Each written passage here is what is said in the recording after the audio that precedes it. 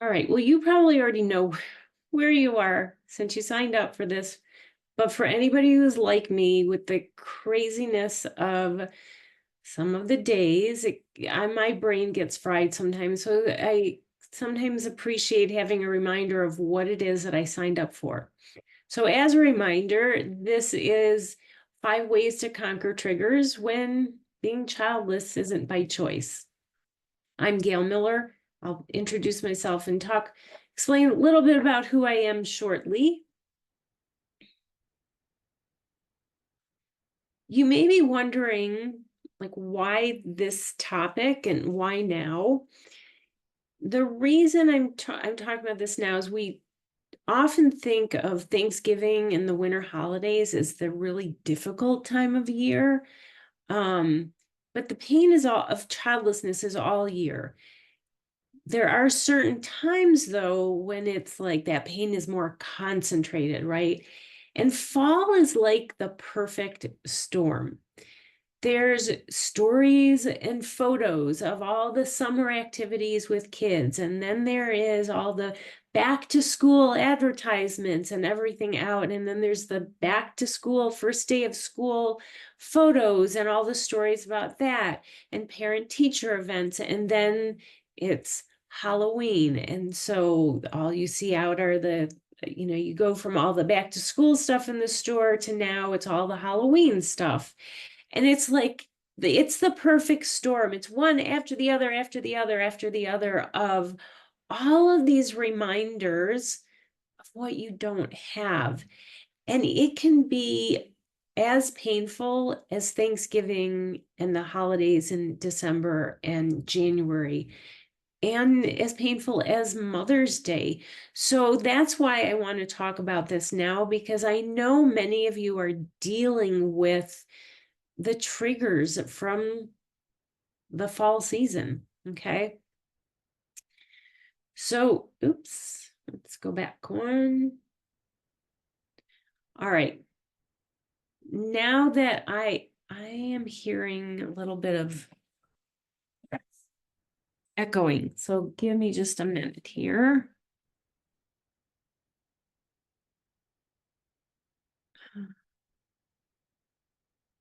Okay, I was using my phone so I could make sure things were showing up all right. But so far, if there's any issues, please let me know. Put it in the chat. And also, I should let you know, this is, this is being recorded. Oh, and there goes our dog, or one of our dogs. This is being recorded, but only my presentation is being recorded. So pictures of you or not be seen, or your name. However, if you would feel more comfortable being off camera, off video, that's fine. If you're more comfortable changing your name on the Zoom settings, go ahead. But just know that neither your name or your face will be in the recording. But what I would love for you to do is if you can put in the chat where you are in the world, that would be great. Okay, so now that we've done a little bit of that housekeeping and I've reminded you of what this is all about and why, let me tell you about who I am, so you're not sitting there wondering who is this woman and why is she talking about this? What does she know? So I'm Gail Miller. I'm a physician, I'm a life coach, and I'm a speaker. My whole career has been about helping women, but now my focus has shifted, not focusing away from helping women, but helping a different group of women. Women who, like me, are childless not by choice. As a physician, I'm a maternal fetal medicine specialist. So I take care of women with high risk pregnancies, which yeah, it's so common. I hear all the time, like, wow, how ironic that that's what you do and you're childless not by choice. Isn't that triggering? Well, it can be. But my path to childlessness, like all of yours, we each have a unique path. We each have pain that comes with it. And the pain is pain. no matter how you got to this place, but your road to childlessness, I'm sure, is unique, as is mine. I always knew I wanted to be a mom, and I had imagined it out, right? My whole life, my kids' lives, all the milestones. And I imagined it with a partner by my side, the perfect partner. I didn't find the perfect partner when I was younger. And as I started aging and realizing this doesn't look like it's going to happen, but I still want to have a child, I considered becoming a single mom. But I let other people get in my way. So I had a parent who would have disowned me. I had a boss who at the time would have fired me for being a single mom. Yes, it did happen in those days. It does happen now, not directly. People will push you out, but I don't think it's anywhere near as common. I had a very, very, very conservative boss at the time. And so at the time, I unfortunately didn't have the confidence, hadn't had the coaching and therapy that I needed to get to where I am now, to recognize I could have survived all of that and I could have thrived, but I didn't see it at the time. So I let it go. I did change jobs in part thinking, a new boss might help things. I'll deal with the family stuff later. But I changed jobs to a situation where I was working ridiculous hours, not getting days off, any time off. I knew would probably have fertility issues, or I suspected it. I'm an OBGYN. I kind of knew. I didn't really want to think about it, but I, in my heart, knew. And then I decided, okay, yeah, I am going to try to do this. I needed to have an evaluation. Like, was I even going to be able to get pregnant on my own? And I had to schedule like that single appointment way out. And then I had to reschedule. And then I had to reschedule. And then finally had an appointment like months later. And I knew then that I would need to go through IVF. And I mean, it took me months to get a single appointment. I was not going to be able um, to fit in all the appointments I needed for IVF, much less how do you take care of a child when you are never home?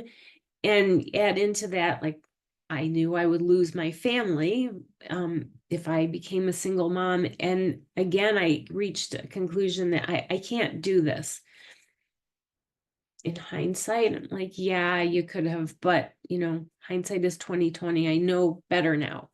But fast forward, I thought I had gotten over it. And fast forward, and I did meet the right person, and we got married later in life. And we never talked about having our own kids because I thought I was over it. But with marriage, it was like a switch got flipped. And that desire that I had buried so deeply popped up.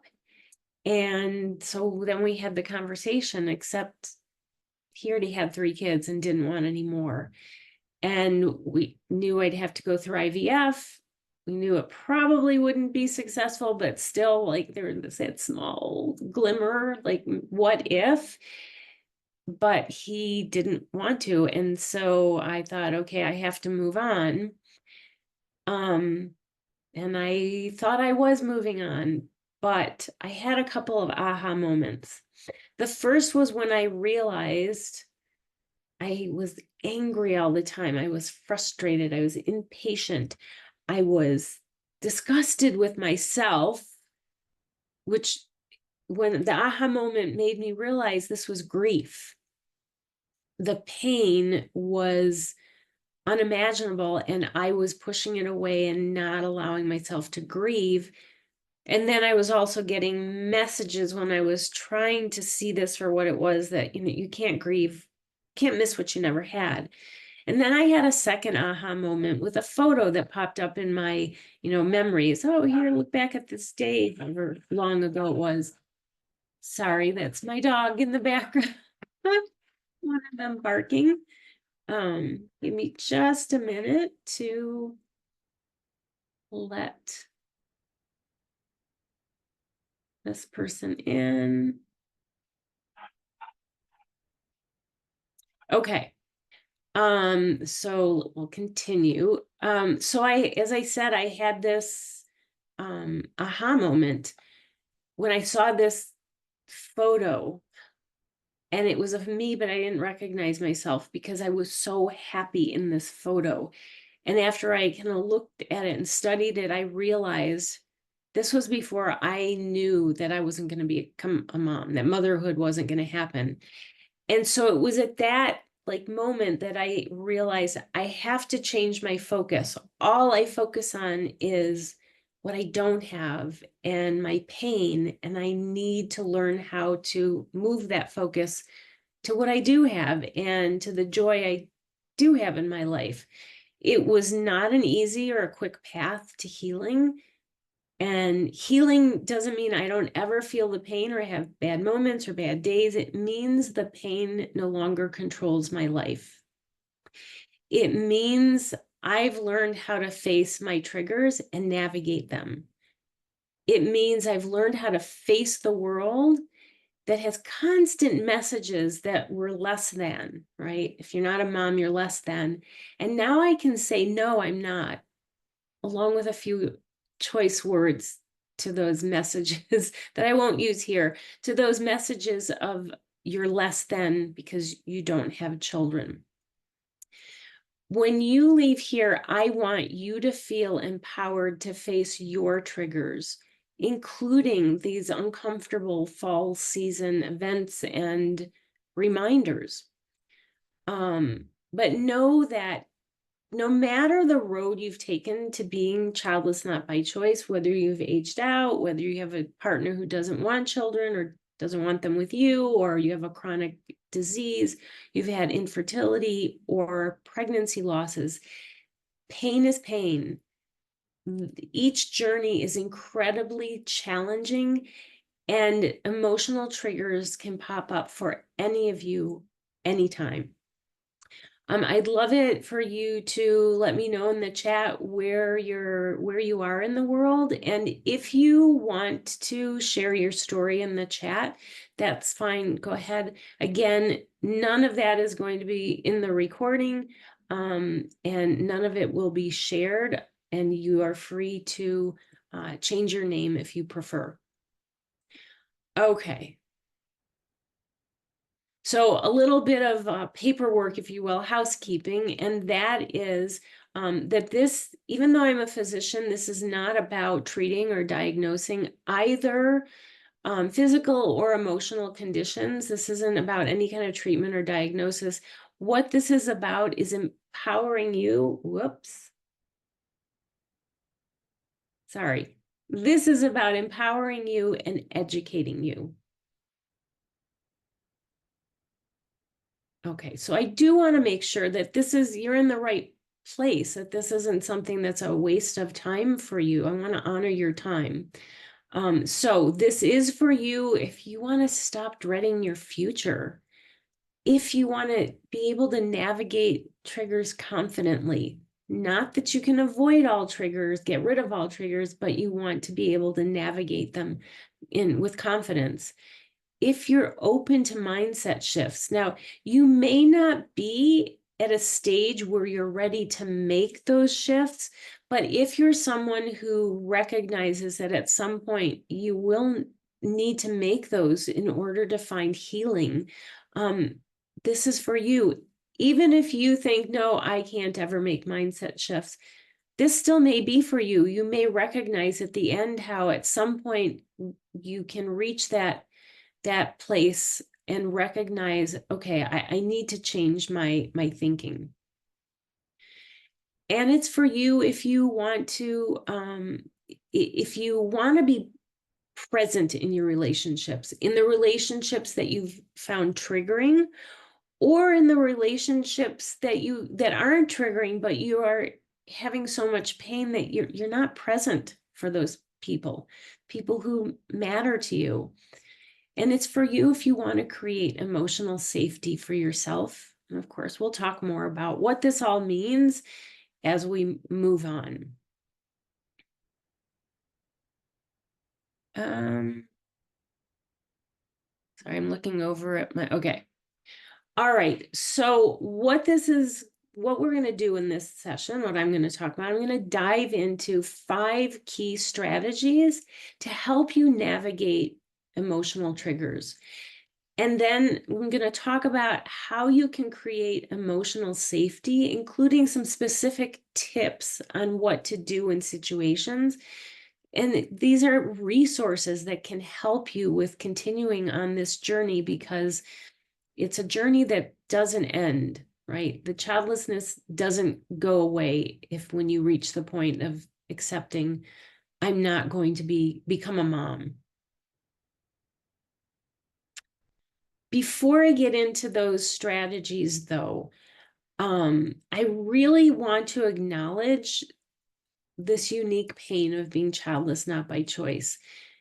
It comes with grief, with societal pressures, with personal feelings of loss, everyday experiences, whether it's seeing a pregnancy announcement from a friend in an email or social media post, whether it's going to family events, or even just hearing an offhand comment, from family, friends, or in a store.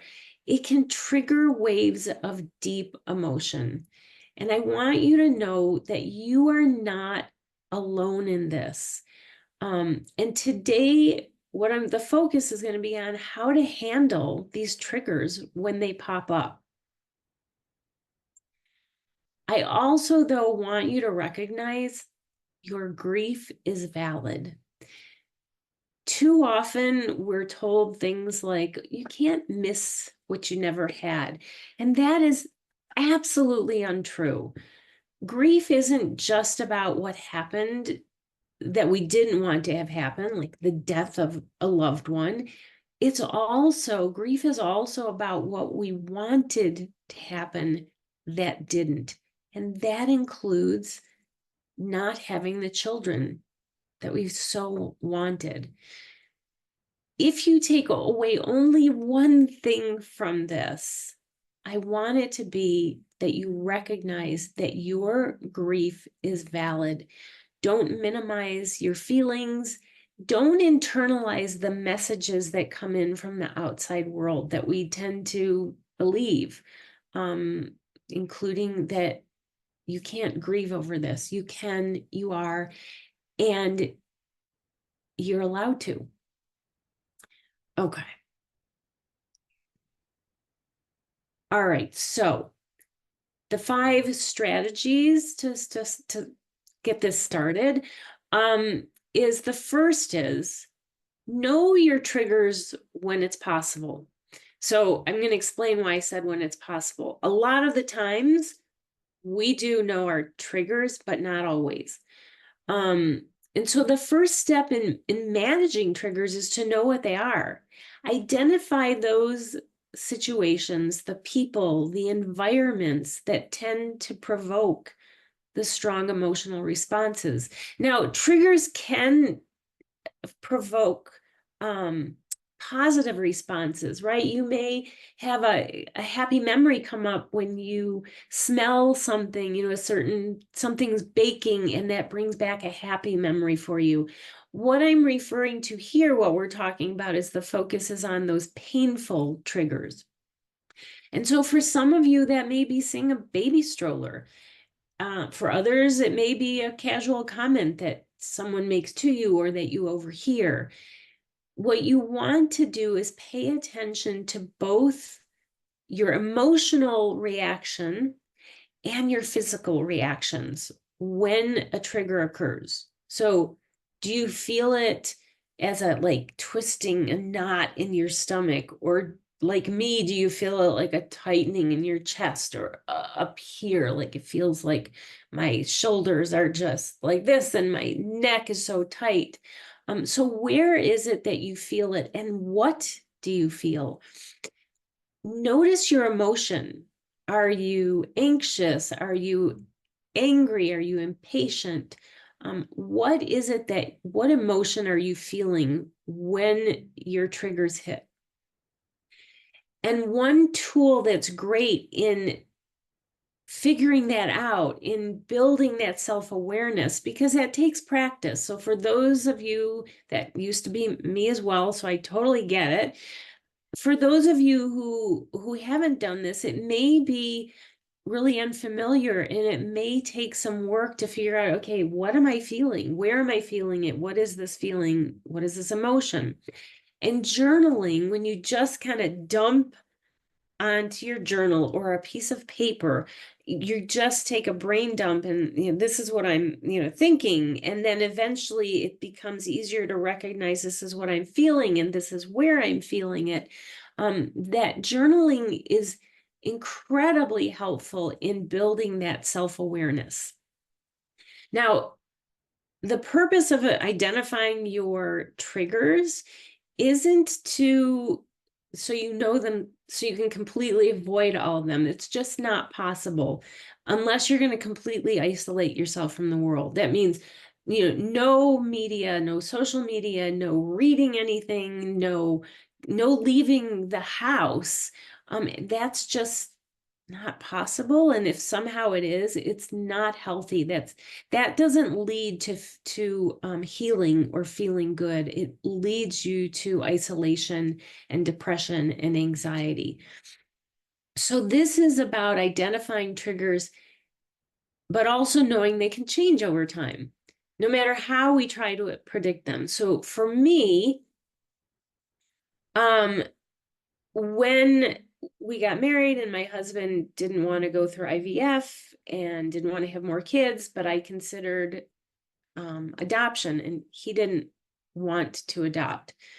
Okay. And I never really thought about that much again afterwards until one morning I was watching the morning show, and they announced one of the hosts had just adopted a baby. And she was around the same age that I was when I had wanted to adopt, when we had these conversations. And I didn't know why at the time. I'm listening to this story and I started bawling. It took me by surprise. Like, I didn't even know why I was feeling this way. But as I sat with my pain, because that is what I've learned is part of healing and navigating triggers, is not to avoid your pain, but to feel it. And that is what helps to lessen the pain. As I sat there paying attention to all this, that's when it dawned on me. She was the same age, around the same age as I was when I wanted to adopt, and we had this conversation. And that was a trigger I never, ever expected. So my point is to understand that your triggers can change over time. For some of you, you may no longer be triggered when you see someone who's pregnant, but now it's triggering when you're learning about your friends who are having grandchildren. You may still be, triggered by both, any pregnancy announcement, but for some women, that trigger of someone being pregnant kind of goes away, and it becomes painful to hear about someone becoming a grandmother, a friend or family member. So the point of all this is that you want to try to know what triggers you have, but also understand they can change over time. So Mary, and this is not Mary's actual picture or her actual name, I've changed all the identifiers. She worked on identifying her triggers. Which were her worst? Which were the ones that she could avoid without losing herself to the outside world? Again, the only way to totally avoid them all is to completely isolate yourself. And she knew she didn't want to do that. Then she focused on the ones she knew she couldn't avoid, that she would be dealing with on some level. And one of those was family get-togethers. It doesn't mean she couldn't say no to some, but she knew that she would be with family, and she didn't actually want to completely pull herself away and not be together with family. So she figured out the strategies that worked for her so that the family things were things she could go to and enjoy the parts that were enjoyable and limit the parts that caused her the pain. So she did that by figuring out she limited her time there. She knew with her family, the whole, like when they first get together before the meal ever starts, they stand in the kitchen and they catch up. And she knew that was incredibly painful because, of course, they're catching up on what all the kids were accomplishing and all of that. And eventually, of course, because they're together in a circle in this small area, eventually the conversation would turn to, Mary, why don't you have kids? Don't you like kids? That kind of stuff. And so she figured out that's the part of her get-togethers, family get-togethers, she needed to avoid. So she didn't come at the start time. She knew once they sat down to dinner or brunch, whatever it was, with her family, that stuff pretty much stopped. And so she could enjoy the meal with them. She could enjoy the time with them. So she worked this out so that she didn't get there at the start of, when everybody else was there catching up on things. And she also would recognize if, like, conversation at the end of meals, if this was starting up again, okay, now it's time for me to leave. So she figured out what she needed to do to avoid the triggering parts and still be able to be present for the enjoyable parts. And she did it by figuring out what her triggers were and what worked best to limit the pain, and also by setting up boundaries, which I'm going to talk about next. Boundaries with her family members, but I'm going to talk about that next. So we'll leave out the boundaries that Mary set, and we'll talk about someone else shortly. That's the next thing, is talking about boundaries, setting boundaries. That's the second step, is establishing boundaries. It is okay to say no. You don't have to attend every baby shower, birthday party, family gathering, work lunch, every work event. You don't have to go to everything. You can say no. Learning how to communicate your needs and setting limits can be incredibly empowering, okay? It's also important for you to create safe spaces where you can decompress. Whether it's you are someone who likes to meditate, take a long walk, or just simply go to, a bedroom and be alone, right? Alone time. It's important to be able to communicate back about the hurtful comments, the intrusive questions. It's okay to say it's none of your business. And we're going to talk about that, how you go about that at the end of this. So we'll talk about tips for doing that shortly. But this is all part of setting boundaries. When you learn how to stop the offensive, intrusive, hurtful comments and questions. And that's also what Mary did with her family, and it's also what Kendra did. Kendra and her husband had infertility, and for their own personal reasons, they decided not to pursue for infertility treatments. But she constantly was being hounded by her mother-in-law, by her in-laws. But she had difficulty stopping them, their intrusiveness, their comments about them not giving the in-laws grandchildren. And she was afraid of being rude, even though she was very politely telling them, I don't really want to talk about this, but they kept pushing. So she had to start with realizing she wasn't the one being rude and that she had a right to stand up for herself. So this is what one of the tasks that she worked on, and she and her husband, after she had planned ahead what she was going to talk with her in-laws about, what she felt she wanted them to know. They didn't, details for other people aren't necessary. They don't have to know what you've done, why you're doing it, why you're not doing other things. They don't need to know any of that.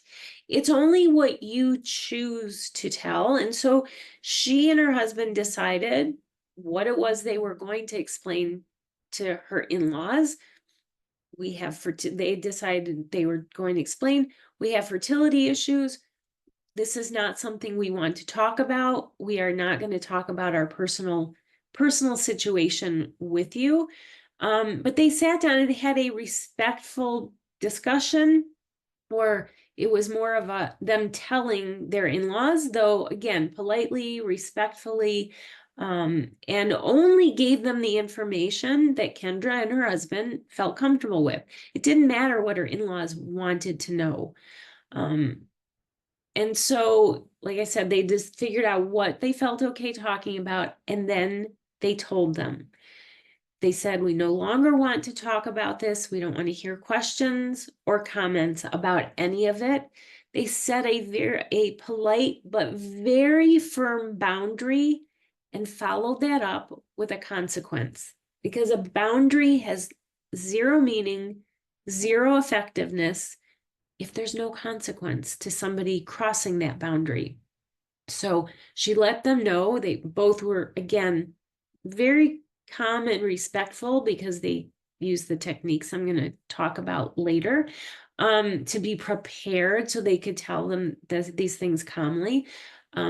Very politely let them know, we're not going to talk about this. We don't want to hear about it. We don't want you making comments. If you do, we're no longer going to get together, because that would cross that boundary. Now, her in-laws weren't happy about it, but they, because of the way they presented this, were very firm. Her in-laws kind of got it, and they have respected that, and don't ask them any more questions or make those, when are you going to give us grandchildren comments. All right, so if any of this resonates with you, if you want to share your stories of what you've gone through, just please put it in the chat. Again, none of that will be on the recording. This is, personal chat, so please don't be afraid to share if you would like. It can be really cathartic to talk about what you've been through. All right. The third strategy is to reframe triggers. Admittedly, this can be really difficult, but I first want to preface this with, it's not about, oh, just look at the positive, because I am definitely not a toxic positivity person. I'm an anti-toxic positivity person, if for those of you who do know me. But reframing a trigger means changing how you perceive the situation. And it's difficult, but you can practice shifting your focus from what you cannot control to what you can. So, for example, instead of focusing on what you're lacking, find moments of joy, of connection, or gratitude in other areas of your life. Again, it's not, oh, just think positive. This is being able to honor the pain you're feeling for what you're missing, but also be able to see what you do have. It doesn't get rid of the pain, but it allows you to slowly rewire your emotional response. We can actually rewire the pathways in our brains. Again, it's not about toxic positivity. It's about allowing room for both the pain and the joy instead of just the pain. So for example, if a baby shower is a trigger for you, but you want to go to one that you've invited to because it means a lot to you to be there for your friend or your family member. Honor that pain that this causes you, but also allow in the gratitude that you have for whatever this relationship is, that you still want to go and be there for that person. So Denise, again, none of these are real names or the real picture. Total confidentiality here.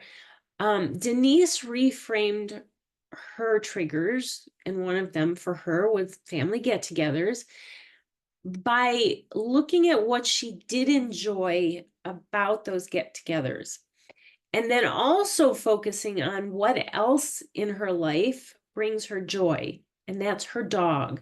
So I realize not everybody has a pet, not everybody has finds pets helpful. Many of you do, but this is really about her being able to recognize what she does have in her life that brings her joy. Maybe you don't have a pet, but it can be a hobby that you really enjoy. So she still felt that pain of seeing the family members with their kids while she was not there with her kids and she was alone. But she also loved seeing her family members. So she was able to honor her pain of being childless and the triggering of seeing the younger kids, but she was also able to focus on the parts of the get-togethers that she enjoyed. And she also kept her focus on, when she gets home, she gets to be with her dog. And this all diminished, doesn't get rid of the pain, but it diminished the effects of the pain of these triggers for her. So again, this isn't about just think positive. It's about refocusing so that you can both honor the pain and experience the good parts in your life. So the fourth strategy is to build a support system. So connect with others who can understand. Sometimes that is other women who are childless, not by choice. But in this case, what I'm referring to is when you have other people in your life who may have children, but who also may be able to be supportive of you, connect with those people. Some people aren't being supportive because they don't know how to support you. But if you talk with them, if you're clear with them about what your needs are, they can be there for you. So having a strong support system is crucial. So whether it is with family or friends, whether it's an online community, a support group, or it's professional support with a therapist or a coach who specializes in grief, in loss, in childless challenges, it can be incredibly helpful and validating, because you realize, wait, I matter. There are other people in the world who I matter to, and who are here for me. So establishing a support system is vital. All right, so this is about Kara. She found a group coaching program. It was kind of part coaching to help her with her mindset and part support. She was with other women who were dealing with childlessness, who were dealing with pregnancy loss, who were dealing with grief around fertility. And so she said from the moment it first started, it changed her. She felt a transformation because she was suddenly with other women who were childless as well. And so she realized she wasn't alone. And that is something that's feeling alone is so common among women who are childless not by choice, because it often feels like we're the only person in the world who doesn't have children, right? Everyone around you has children, or it seems like it, or it may seem like you have friends who are don't have children and they want it that way. But oftentimes women put up a front because they feel like there's shame in the fact that they couldn't or didn't have children even though they wanted them. So they don't often talk about the fact that they're childless not by choice. So it can feel incredibly isolating when everybody else around you either has children or you figure, oh, they don't really get the pain that I'm having.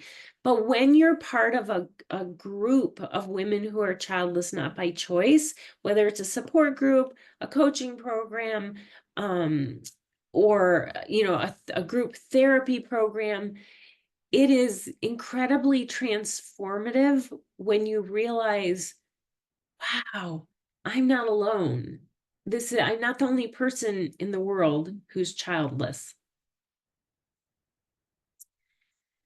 The fifth strategy, and then we're going to get into after specific tips, but the fifth overall strategy for managing triggers is something that is very difficult for us because we're programmed not to give ourselves self-compassion, but that is vital.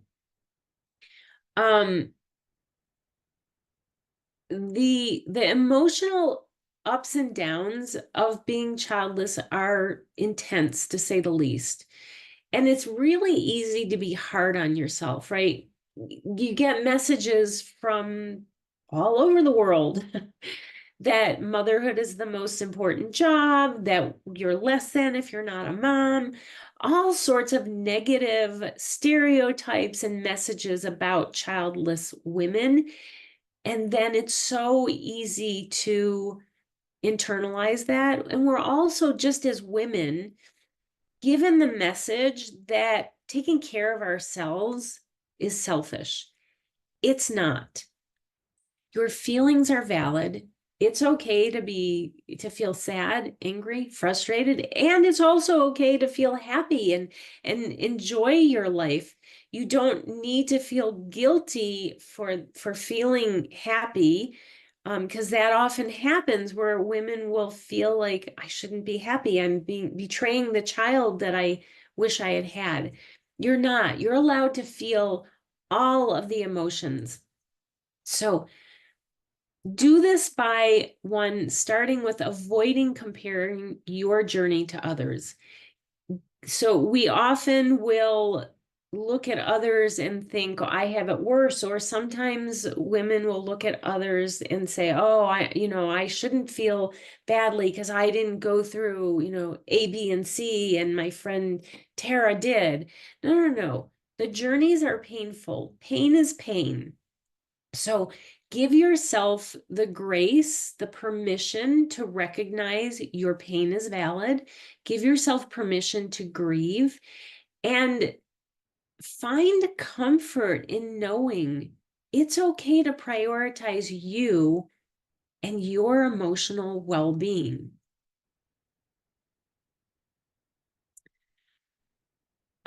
Tiffany is someone who had really beaten herself up because she, in her words, she let the right one go. She was invested in her career. She wasn't ready for marriage. And so she, said no to who turned out to be the love of her life. And then as she got older and wasn't finding the right person and realizing, okay, I'm getting older. What do I do about this? I want to have a child. Well, what this led to for her was this downward spiral as she blamed herself that she was childless and had aged out. So what she had to start with was recognizing she made the best decisions she could with what she knew at the time. She could woulda, shoulda, coulda herself all over the place. And she was a master at it, but it didn't change anything.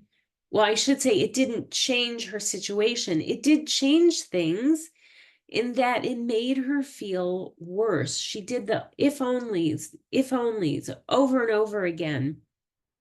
All it did was make her feel worse. And she wasn't able to move on and heal. She wasn't able to be able to honor that pain, carry that with her, but also find joy because she was so busy beating herself up and finding fault with herself. So she learned to give herself a break, to ease up on herself and recognize all that she could do, that she did do. And when she did that, she said she felt a transformation. The pain of being childless didn't go away, but it didn't take over her life anymore. And she was able to then be able to meld the two, the pain with the things that she did have in her life that brought her joy and peace.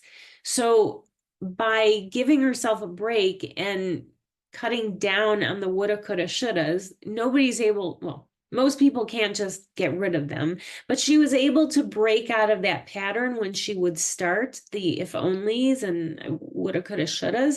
She was able to break out of those more easily and more quickly so that she could kind of move on and navigate triggers and be able to enjoy the life that she did have.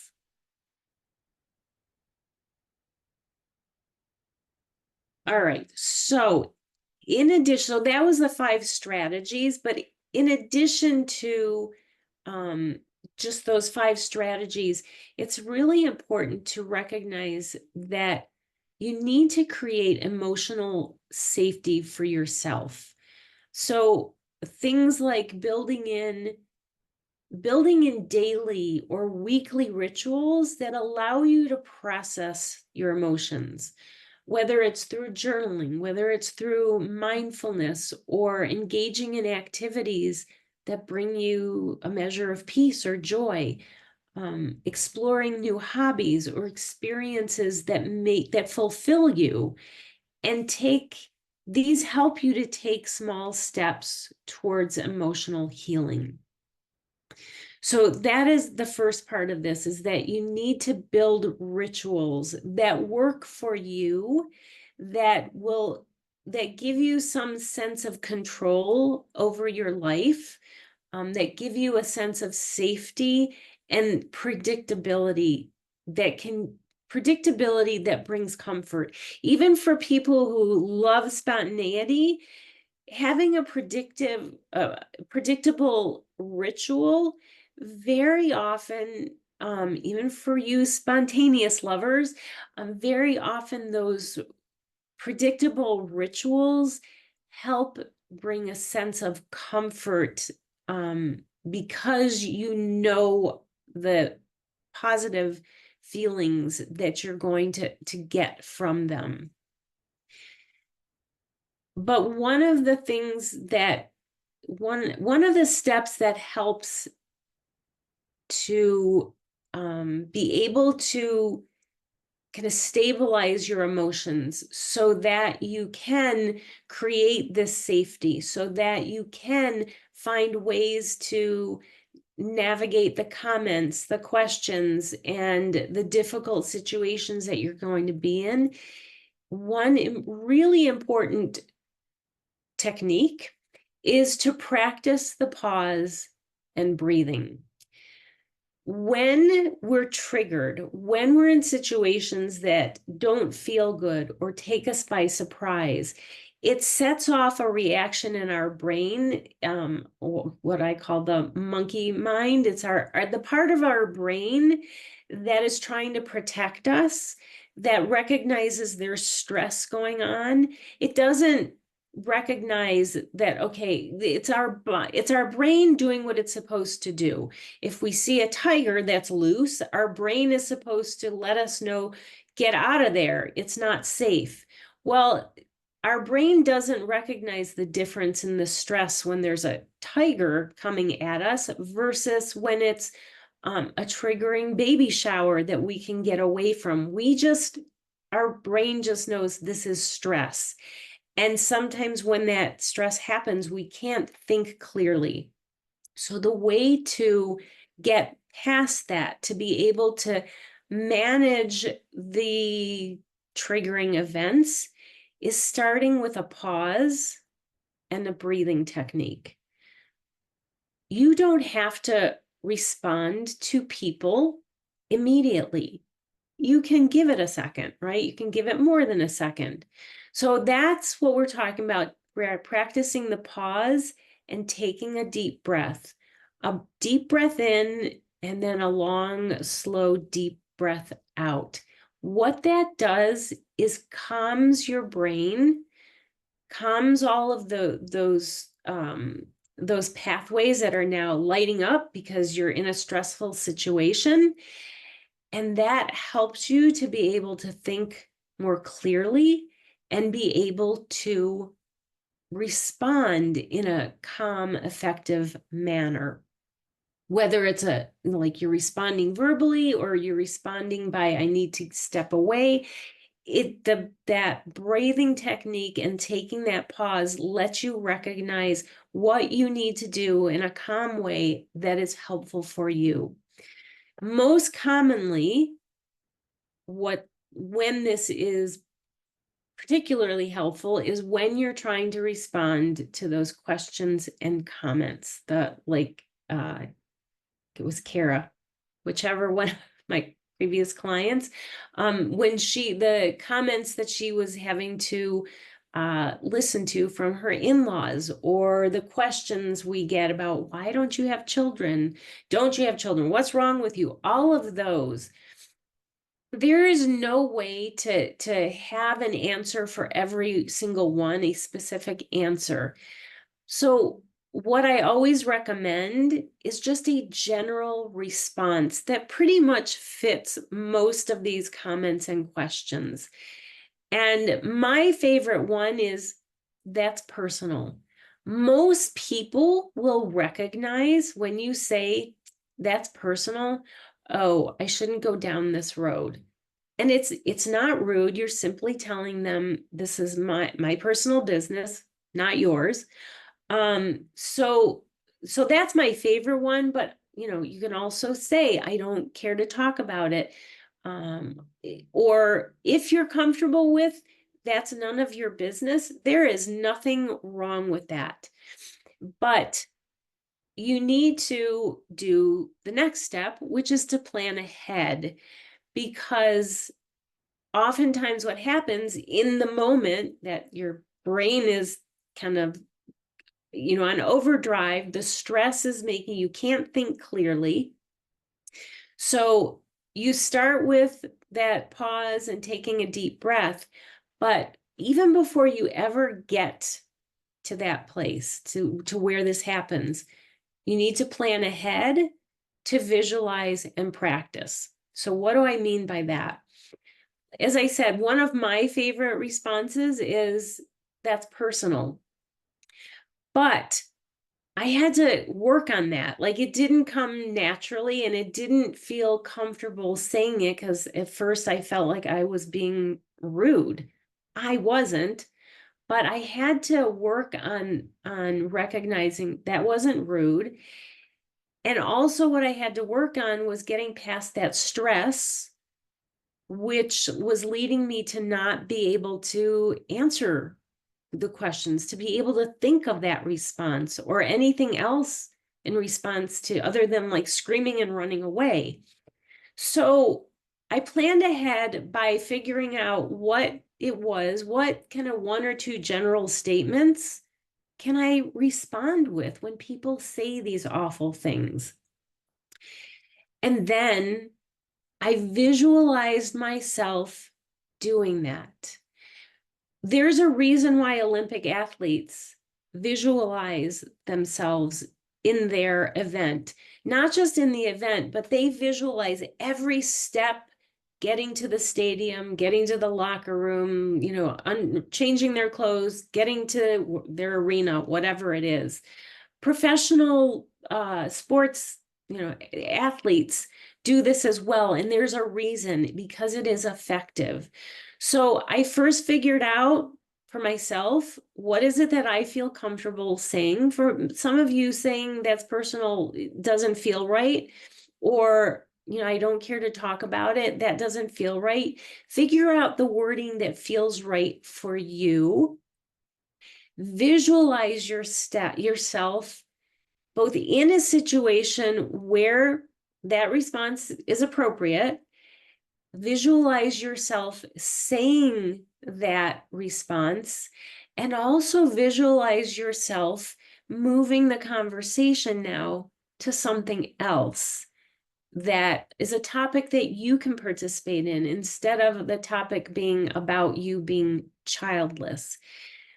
So that is also part of planning ahead. It's in part, you're looking at, okay, what can I say in response that feels right to me? Plan ahead with 2 or 3 topics of conversation that you want to talk about. Visualize yourself doing that. And then when you've got that visualization down, practice it. Stand in front of a mirror and say to the mirror, I don't want to talk about it. That's personal. Whatever it is that you've come up with that feels right. And then practice yourself transitioning to another topic of conversation. So I practiced my practice in front of the mirror saying that's personal. And then, taking a deep breath, keeping myself calm. And then, hey, I'm reading this great book. Maybe you be interested in, or, hey, did you see that show the other night?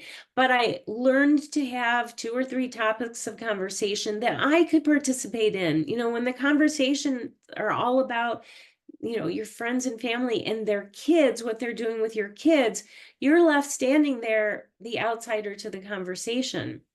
This is your opportunity to now turn the conversation into something you can be a part of. So I'm going to back up again. Practice the pause, take a deep breath to calm down those wires all those nerves in your brain that are just shooting all over the place and making you unable to really think and be calm. But that pause and taking that deep breath will help to calm that down. Plan ahead with what verbiage, what response is a general response to all of these intrusive, inappropriate comments and questions that you feel comfortable with the wording that feels comfortable to you. And then plan ahead with 2 or 3 topics of conversation that you can participate in too. Then you visualize yourself doing this and practice it in front of a mirror. It feels funny at first, but you get past it. I mean, you're the only one looking in the mirror, right? Don't stand there thinking, oh, this feels silly. It doesn't have to feel silly. It's just you in front of a mirror, making yourself important, valuing yourself, your feelings, and that you matter. Okay. Sorry, I had to catch my breath. Okay, so the next tip that I have is, when you are going to an event, whether it's a family dinner, a work thing, friends getting together, find an ally. So if possible, I know this isn't always possible. Some of us have the family members who are anything but allies, or friends who just can't really get what we're going through or why we need support. But if it's possible, find an ally, someone who will, if when you're at that family get together and Aunt Libby starts hounding you again, why don't you have children? When are you going to have children? When are you going to get married? have that friend or cousin or sister or whoever it is be there with you to be able to step in and say, okay, Aunt Libby, we're going to talk about something else, or just be able to go someplace else, an ally who can take you into another room and spend time with you and help you decompress and just be there for you.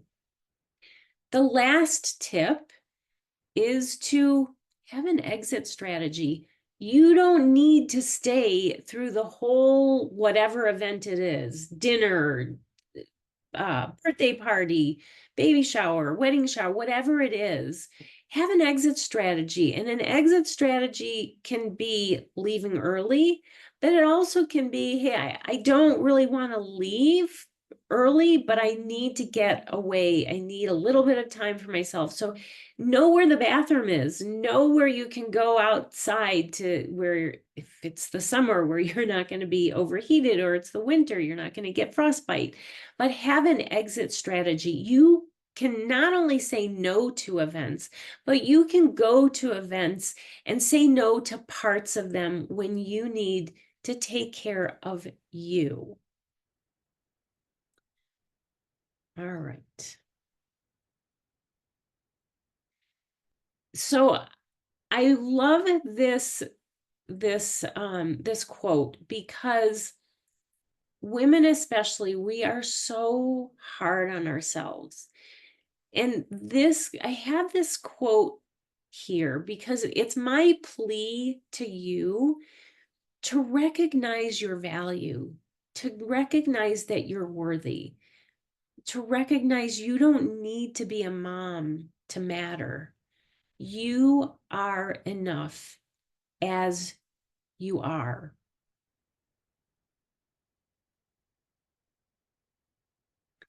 Recognize that your grief is valid. And then I want to recap the 5 strategies. The first being, know what your triggers are for the most part. Establish boundaries. Self-care, or saying no, is self-care. And self-care is not selfish. So say no to the things that don't serve you. Reframe your triggers. And I don't mean just, okay, just think positive. I mean, look at your triggers in context with the things that bring you joy. And then find those situations that can be where they can be triggering, but where you also have parts of those situations that can bring you a sense of joy.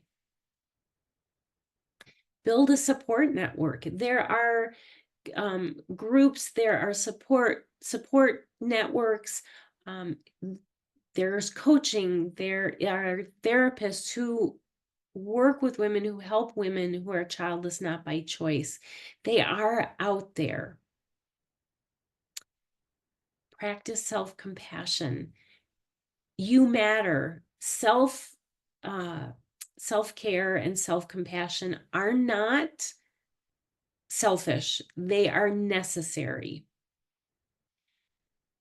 So those are the 5 strategies, and then tips to go to kind of put these into place, or to create your emotional safety with taking that pause and taking a deep breath, with planning ahead, figuring out what you can say in response to the painful comments and questions that feel right for you, planning ahead by having conversation topics that you want to participate in, and you get emotional safety by practicing these things ahead of time, so that when you're in the situation, even though you're stressed, you're now able to calm down with those deep breaths. And if you've visualized and practiced, the responses are going to feel second nature. And then being able to move the conversation to something else will also feel like second nature and more comfortable. All right, so I want you to look at all of these ladies and imagine yourself being able to feel the way they do, being able to feel that happiness, being able to feel like you're not alone, because there are other women in the world who are childless, not by choice, even though it feels like you're the only one. To be able to walk confidently into that work meeting, even though you know they're going to start talking about their kids, to be able to walk confidently into that work get together or family get together. Look at the confidence on her face walking into these events. Imagine if that was you. So if it's okay with you, I just want to briefly talk about what I do is I have one-on-one coaching.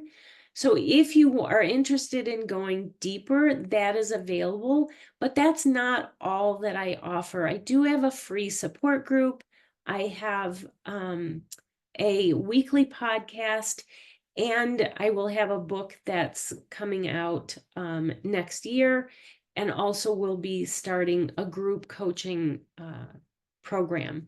So I have a lot of different things that going on that are specifically for women who are childless, not by choice. To get information on all of them, the easiest thing to do is to go to pathonward.com, even though I see in my slide. It's pathonward.co and then but it's pathonward.com. That is where you can find all of the information about whether you want to do my coaching program, or you want to join the free support group, or you want to listen to the podcast or read my blog. It's all there in one spot. And also you'll find some other free resources as well. So I wanted to let you know about those. And I really sincerely want to thank you for joining this webinar, this workshop, for allowing me to, honoring me with your time, because time is precious, and to be able to share these strategies with you. Because remember, managing triggers is a process. It's a small step at a time, and it's okay to take a small step at a time. In fact, it works best when you try taking one step, small steps at a time, instead of trying to jump in and make major changes to what you're doing. Remember that you deserve kindness, you deserve support and peace. Again, if you have any other questions or you want to connect, feel free to reach out at pathonward.com. And then I am going to stop the recording if I can figure out where that is. There we go. And then I'll open it up for questions, but those won't be on the recording. So I'm going to